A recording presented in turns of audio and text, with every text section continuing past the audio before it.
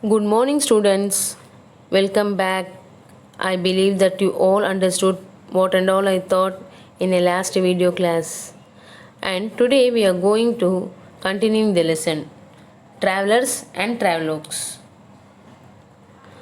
Who is called travelers? The people who is visiting the different countries. Okay, it's called travelers. Travelogue means what?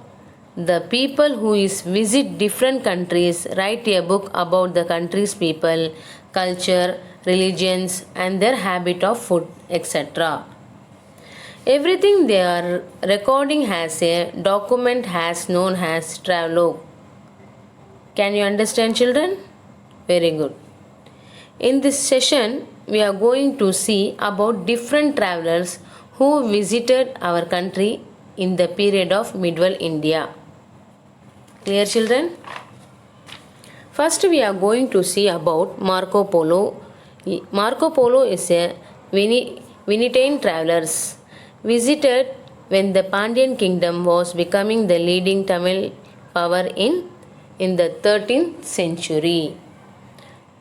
Marco Polo was twice in Kayal, which was a port city, presently in Thoothukudi district of Tamil Nadu. It was full of ships from Arabia and China. So, when Marco Polo visited Tamil Nadu, he first came to Kayal. Kayal is the city which is there in Thoothukudi, now in Tamil Nadu. Okay. When he visited, he saw that he can see ships from Arabia and China. So, what can we understand from this in the 13th century in Tamil Nadu? We had trade with Arabia and China to sea route. Marco Polo tells us that he himself came by a ship from China. So, how he came from Tamil Nadu? He came to Tamil Nadu by ship from China. Are you clear, children? According to Marco Polo, thousands of horses were imported into southern India by sea from Arabia and Persia. Clear, children? Next, we are going to learn about Al-Biruni.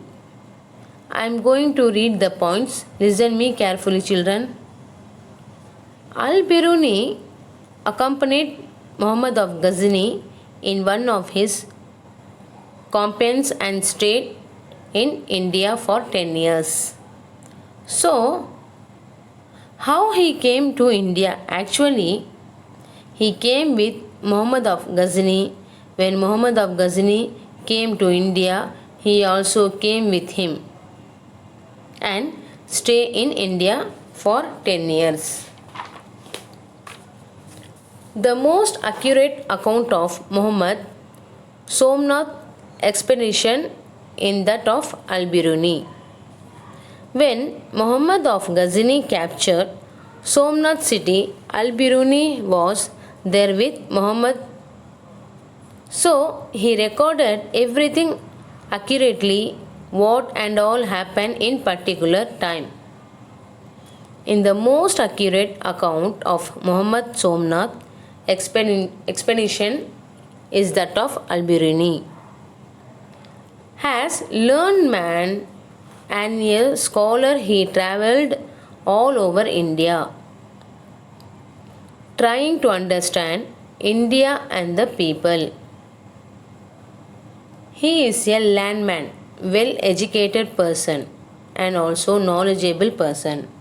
So, what he did means he travelled all over India. Not only one place, he travelled all over India and trying to get understanding India and the people. He wants to know more about Indian peoples. He gathered so many information about the people and he noticed everything in his books. He learned Sanskrit and studied the philosophy of India. So he learned Sanskrit in that medieval time. Sanskrit was the popular language. Today, so many people not speaking Sanskrit, but in that time, medieval, so many people spoke Sanskrit. In this book, Taqi I Hind Al Biruni discussed the Indian conditioned system of knowledge, social norms, and religions. Are you clear, children? Okay, next we are going to see about Ibn Battuta. Ibn Battuta, an Arab-born Morocco scholar, traveled from Morocco right across North Africa to Egypt and then to Central Asia and India. His travelogues Rihala the Travel. Rihala means the travels, contains rich details about the people and the countries he visited. According to him, Egypt was rich then because of the whole of the Indian trade with the West passed through it. Ibn Battuta tells us of caste in India and the practice of sati. When learned from him that Indian merchants were carrying on a brisk trades in foreign ports and Indian ships in the seas.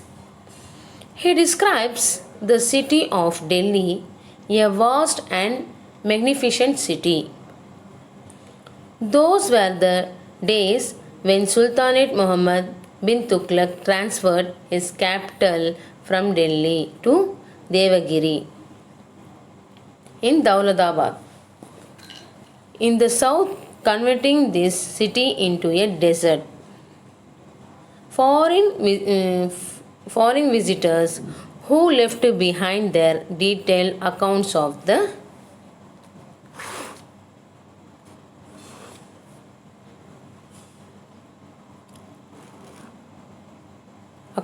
states. Next, we are going to see about others, travelers who and all visitors South India during the Vijayanagar Empire. During the period of Vijayanagar Kingdom, are you clear, children? In the south, Vijayanagar had many foreign visitors who left behind their detailed accounts of the state. The first Niccolo Conti came from Italy in 1420 and Abdur Razzaq came from Hot, the court of Great Khan in Central Asia in 1443, and Domingo Paes, a Portuguese traveler, visited the city in 1522. All of them recorded their observation, which are very useful for us today to know the glory of the Vijayanagar Empire. Okay, children, are you clear? Dear children, I hope you all are understand clearly. Thank you, children. Have a nice day.